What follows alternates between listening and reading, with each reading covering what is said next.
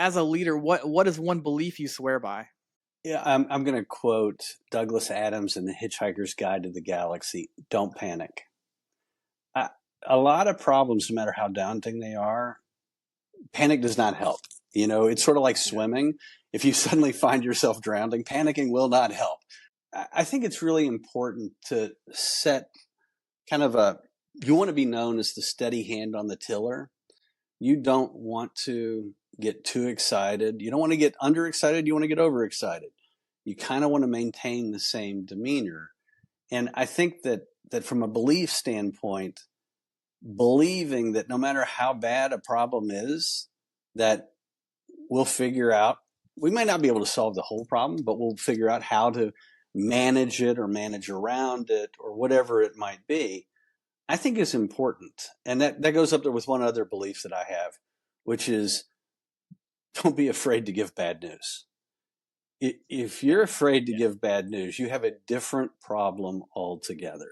Yeah. And it never goes well when someone tries to manage bad news.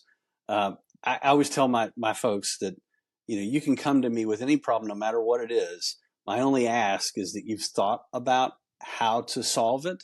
Even if it's a terrible idea, you've at least spent the time to solve it. So don't panic and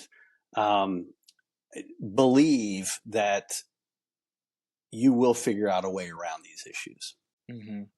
It's timely.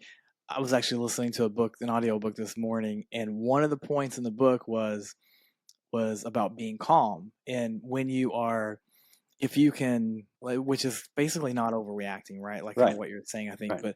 But it talked about, the more calm you are, the more influence you have. That's right.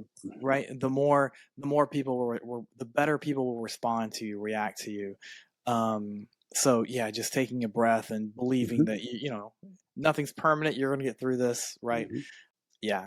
And the whole bad news. Yeah, I mean, in stars, right? It's a surprise sometimes, right? I mean, we try hard to have good predictions, projected cut points, right? To have our finger on everything, but you don't always know what the industry is going to do, or Nope. you might get some surprise at the end, and you always want to be managing expectations appropriately.